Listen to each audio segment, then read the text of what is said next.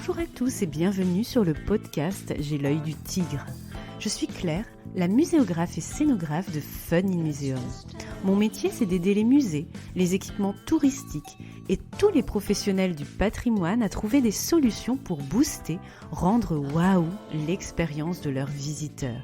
Chaque semaine, je vous donne les stratégies, les astuces et surtout de la bonne humeur pour réinventer avec moi le monde des musées, les rendre plus fun et vraiment accessibles à tous. Alors mettez-vous à votre aise, installez-vous confortablement et c'est parti pour l'épisode du jour.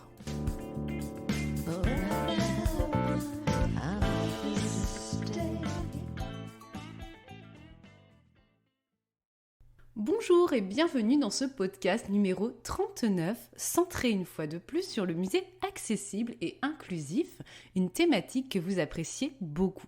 J'espère que vous avez passé de belles vacances et que vous revenez avec une tonne de photos inspirantes de Museum Trips sur vos téléphones comme moi et que vous avez relevé les défis lancés dans les 9 podcasts cahiers de vacances mis en ligne en juillet et en août.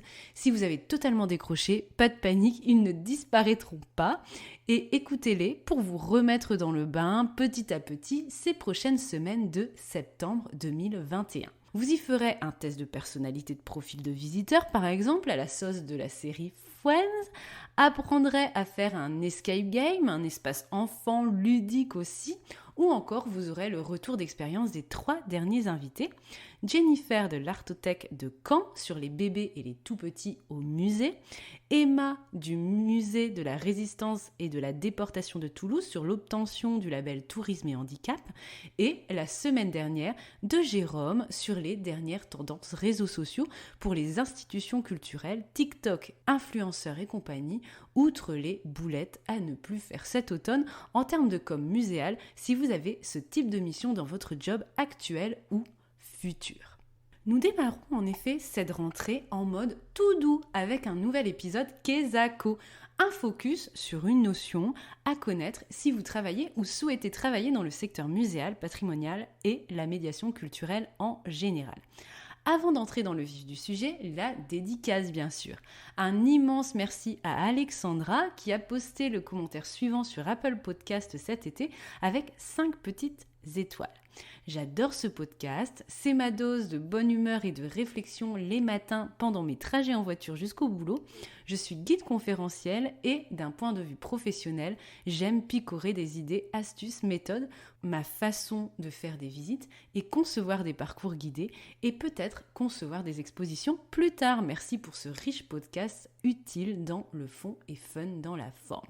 Je suis ravie Alexandra vraiment de t'apporter de la bonne humeur et de belles inspirations dans ta voiture et de t'accompagner indirectement sur le trajet du boulot.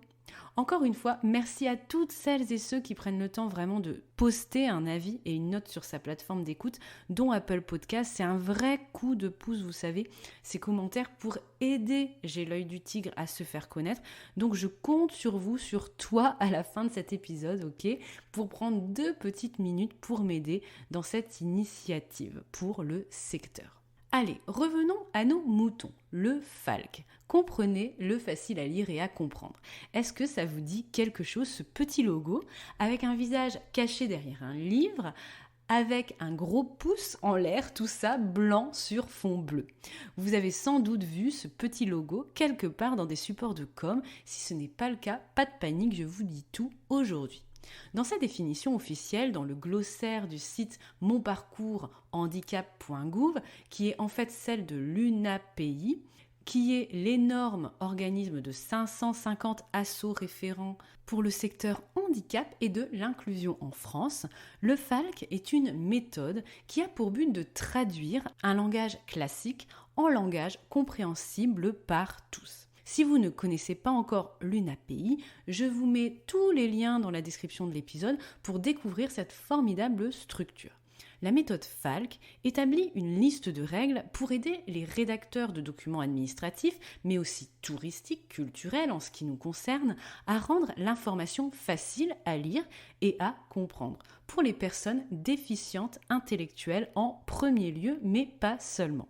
En effet, on peut utiliser le FALC pour faciliter la transmission des informations et des savoirs pour de nombreux publics, les seniors, les enfants, les personnes dyslexiques, les personnes ayant des difficultés à lire, les déficients visuels aussi, dans une démarche de médiation plus universelle et inclusive. Le FALC réunit en fait beaucoup de règles de bon sens, il faut le dire, que tout médiateur, communicant, muséographe, chargé d'expo devrait connaître dès que l'on doit produire un support écrit, un texte d'expo, un livret de visite, des contenus web, etc.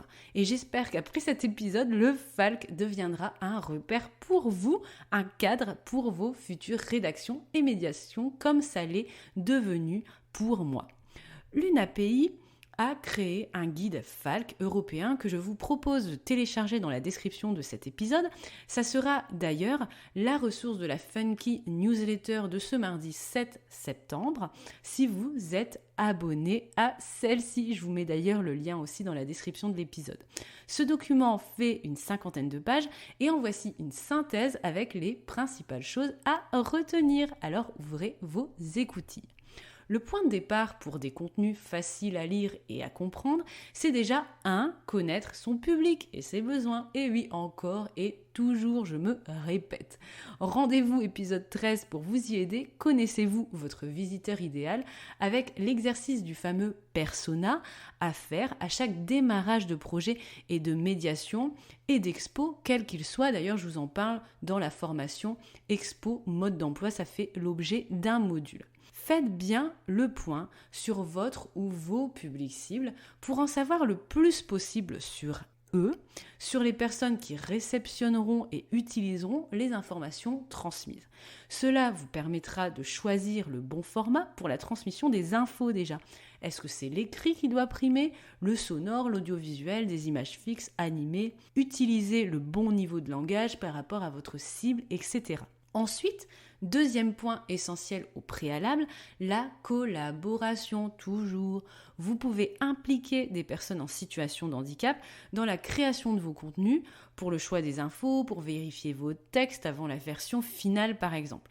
L'UNAPI le martèle dans ses brochures, n'écrivez pas pour nous, sans nous, pour une écriture FALC en tout cas. Si vous vous inspirez du FALC pour des bonnes pratiques, ce n'est pas indispensable, mais pour du FALC, oui. Quoi qu'il en soit, il est toujours utile, perso je trouve, de faire relire ces textes et médias par un panel de visiteurs et de lecteurs totalement détachés de la production de vos documents, même des amis, des personnes de votre famille, d'un tout autre domaine donc, qui se situe dans votre cible bien sûr. Après ces deux points essentiels, connaissance du public et production participative, je vous propose des tips par thématique. Première thématique, des tips concrets pour des phrases FALC. En FALC et même en écriture muséale, je dirais une phrase égale une idée. N'oubliez jamais ça. Une phrase est courte, une phrase s'adresse aussi au public. Utilisez le vous ou le tu. Pas de formule impersonnelle. D'ailleurs, personnellement, qu'on soit en FALC ou en texte lambda dans une expo, je trouve cette tonalité plus engageante d'utiliser le vous, le tu. Voilà, c'est direct. On n'est pas dans un texte totalement impersonnel, informatif comme on pourrait le lire dans un livre. Voilà, quand on fait une expo, on s'adresse à quelqu'un. Pareil pour des documents de visite. Donc, le pronom vous ou tu, c'est toujours mieux. En tous les cas, c'est mon avis. Et l'avis du FALC. Évitez les négations et préférez aussi les phrases positives. Privilégiez les phrases actives aussi, par exemple Picasso a peint Guernica plutôt que Guernica a été peint par Picasso. Et oui, on révise même la grammaire dans J'ai l'œil du tigre, donc phrase active. Utilisez aussi une ponctuation simple, bref, plus de 2 points, point virgule, etc. Faites plutôt plusieurs phrases que plutôt utiliser cette ponctuation qui est considérée comme compliquée pour du FALC. Évitez les métaphores trop abstraites en FALC. En revanche, préférez les exemples de la vie de tous les jours où le lecteur va pouvoir se retrouver et connecter en fait l'information, ça va lui parler tout simplement. Relisez votre texte à l'oral. Quand une phrase est sur 2 lignes pour aller à la ligne à l'endroit où vous auriez fait une pause aussi. Ça, c'est important. Même si on doit, en Falk, logiquement, faire une phrase en 1 ligne par rapport à votre format de document, mais ça, j'y reviendrai dans les tips graphisme.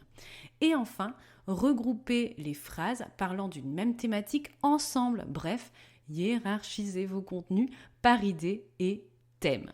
Et n'hésitez pas à répéter plusieurs fois l'information.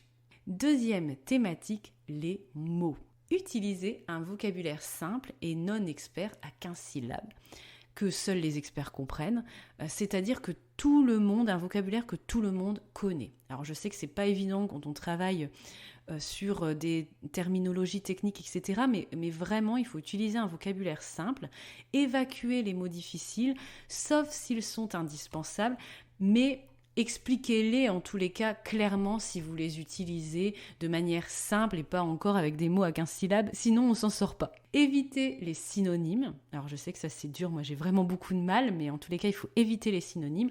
Employez le même mot pour la même chose dans le même texte pour faciliter la compréhension globale.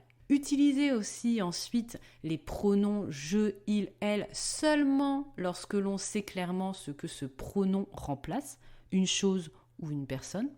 Enfin, pas d'abréviation ou de caractères spéciaux dans ces mots. Troisième thématique, les tips pour le graphisme, la mise en forme du texte. Alors là, les graphistes, ils vont pas être contents et les gens qui aiment bien les belles choses bien esthétiques comme moi, c'est pareil, mais il faut s'y coller. Pas de police à empattement déjà, pas d'interligne trop serrée, pas de police trop fine. Vous savez, toutes ces polices dites light, préférez les semi-light ou les normales en fait, en format normal. Jamais d'italique, jamais de soulignement, jamais d'effet type ombré par exemple ou ces fameuses lettres un peu entourées, vous voyez. Jamais de mots en majuscules non plus. Et j'avoue, j'ai encore ce tic de mon côté et j'essaie de l'évacuer depuis déjà pas mal d'années. Préférez le gras pour les mots importants qui doivent ressortir du corps du texte. Commencez aussi dans votre mise en page toujours une nouvelle phrase en allant à la ligne.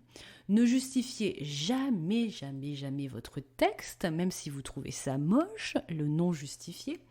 Attention aussi au contraste entre texte et fond, avec les fameux fonds de couleurs, etc. et les choses qui ne se distinguent pas bien. Faites vraiment attention. Il faudrait aussi en principe éliminer les polices de couleurs. Ça, c'est quand même dur. Les notes aussi de bas de page, vous oubliez. Si l'information est importante, eh bien, il faut tout simplement l'intégrer dans le texte principal. Pour le format des documents à imprimer, préférez aussi le A4 ou le A5. Et là, je parle seulement des documents de visite, pas des panneaux d'expo. Et maintenant, les tips bonus qui déplairont peut-être encore à certains. Écrivez toujours les chiffres en chiffres et non en lettres dans un texte. Ça, c'est quelque chose que je fais souvent, on me fait souvent la remarque, mais on est pourtant dans de la version vraiment accessible de texte, donc je persiste à écrire comme ça en tous les cas. Dites adieu aussi aux chiffres romains avec le Falk. Écrivez les dates aussi en entier, donc pas de 14-04-85 par exemple, mais 14 avril 1985. Ça c'est super important, notamment dans tout ce qui est chronologie, et on sait que très bien que les dates sont souvent très très présentes dans nos textes d'expo et nos livrets. Placez aussi des images pour illustrer votre texte à côté pour le décrire. Et si vous avez déjà parcouru des livrets Falk, vous voyez très bien de quoi je parle, ces petits pictogrammes qu'on retrouve ici et là avec le texte. Et enfin, n'oubliez pas sur vos documents et vos impressions le logo Falk pour signaler que vous avez utilisé ce mode rédactionnel. Alors je sais que le Falk paraît à première vue assez contraignant pour l'écriture et le graphisme, notamment dans une expo ou des documents de visite qui se veulent esthétiques, avec une belle écriture, un beau français, une belle expression écrite. Il faut absolument, en tous les cas, respecter ces règles que je vous ai énumérées si vous voulez des contenus Falk à 100%. Vous avez bien sûr plus de latitude s'il s'agit d'une démarche de médiation universelle un peu plus souple. Comme toujours, en matière de médiation et d'accessibilité, le bon sens est de mise pour trouver des compromis. Il y a déjà, vous l'avez vu en tout cas, de nombreuses mauvaises habitudes à perdre dès à présent ou petit à petit, un peu comme moi pour certaines qui sont encore difficiles pour moi en tout cas, ne serait-ce l'italique, les majuscules et le texte justifié qu'on trouve dans de nombreuses expos et guides de visite. Déjà, commencez par vos propres documents de travail, d'éliminer ça, vous allez voir, parfois c'est pas toujours facile. Voilà, j'espère que ce podcast accessibilité et de rentrée vous a plu. Encore une fois, partagez-le avec générosité et bienveillance à toutes celles et ceux qui en auraient besoin, amis, collègues, institutions petites ou grandes et officielles dans les hautes sphères, avec les graphistes, chargés de com ou de médiation, commissaires d'expo avec qui vous travaillez encore plus avec cet épisode, clients aussi pour les sensibiliser à ça et à des modes d'écriture qui sont différents et plus universels. Partagez ce podcast par mail ou sur les réseaux sociaux en me taguant si possible pour faire avancer notre secteur culturel et muséal vers toujours plus d'accessibilité.